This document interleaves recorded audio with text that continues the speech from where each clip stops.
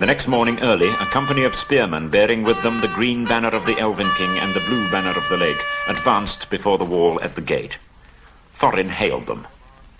"Who are you that come armed for war?" Bard answered. "Hail, Thorin! Why do you fence yourself like a robber in his hold? We came expecting to find none living here. Yet now that we are met, there is a matter for a parley and a council." "Who are you? And of what would you parley?"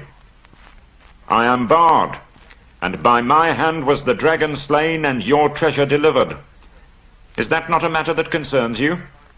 Moreover, I am by right descent the heir of Girion of Dale, and in your hoard is mingled much of the wealth of his halls and towns, which old Smaug stole. Is that not a matter of which we may speak? Further, in his last battle Smaug destroyed the dwellings of the men of Esgaroth, and I am yet the servant of their master. I would speak for him, and ask whether you have no thought for the sorrow and misery of his people. They aided you in your distress, and in recompense you have thus far brought ruin only, though doubtless undesigned." "You put your worst cause last and in the chief place. To the treasure of my people no man has a claim, because Smaug, who stole it from us, also robbed him of life or home. The treasure was not his, that his evil deed should be amended with a share of it. The price of the goods and the assistance that we have received of the lake men we will fairly pay, in due time. But nothing will we give, not even a loaf's worth, under threat of force. I will not parley with armed men at my gate, nor at all with the people of the Elvenking, whom I remember with small kindness. Begone now ere our arrows fly, and if you would speak with me again, first dismiss the elvish host to the woods where it belongs, and then return, laying down your arms before you approach the threshold. The Elvenking is my friend, and he has helped the people of the lake in their need, though they had no claim but friendship on him. We will give you time to repent your words. Gather your wisdom ere we return." Then he departed, and went back to the camp. Ere many hours were past, the banner-bearers returned, and trumpeters stood forth and blew a blast.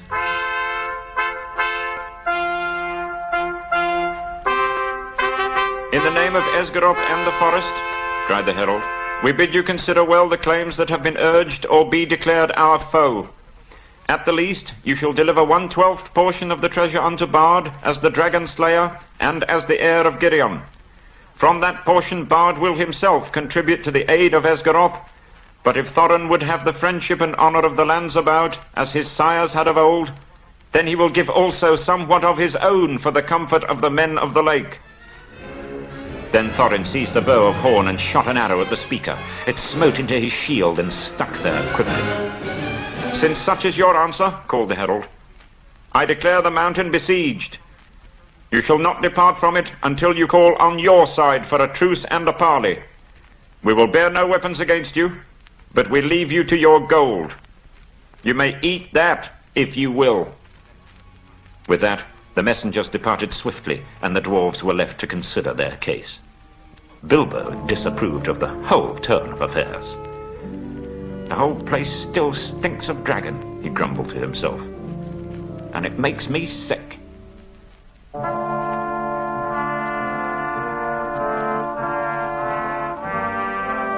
The days passed slowly and wearily.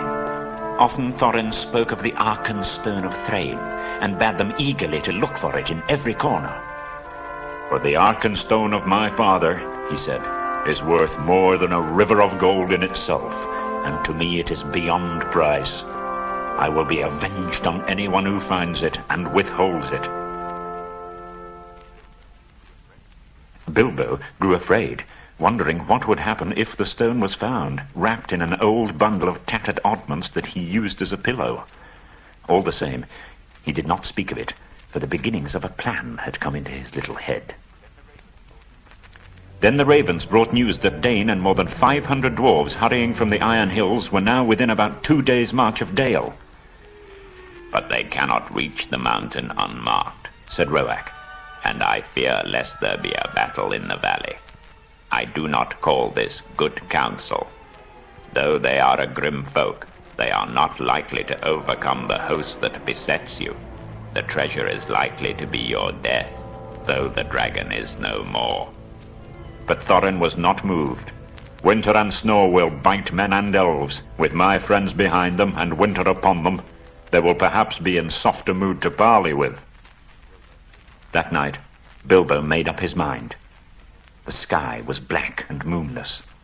As soon as it was full dark, he went to a corner of an inner chamber just within the gate and drew from his bundle a rope and also the Arkenstone wrapped in a rag. Then he climbed to the top of the wall. So that Bomba, who was on watch, should not see him, Bilbo put on his ring, fastened his rope, slipped down over the wall, and was gone. He climbed down towards the lower course of the stream. He was nearly across when he missed his footing and fell into the cold water with a splash. He had barely scrambled out on the far bank, shivering and spluttering, when up came elves in the gloom with bright lanterns and searched for the cause of the noise. "That was no fish," one said. "There is a spy about. Hide your lights." "Oh, let's have a light," Bilbo said. "I'm here if you want me." And he slipped off his ring and popped from behind a rock. They seized him quickly in spite of their surprise. "Who are you? Are you the dwarves' hobbit? What are you doing? How did you get so far past our sentinels?" "I am Mr. Bilbo Baggins, companion of Thorin, if you want to know. I know your king well by sight, but it is Bard I particularly want to see." Some 2 hours after his escape from the gate, Bilbo was sitting beside a warm fire in front of a large tent, and there sat too, gazing curiously at him, both the Elvenking and Bard.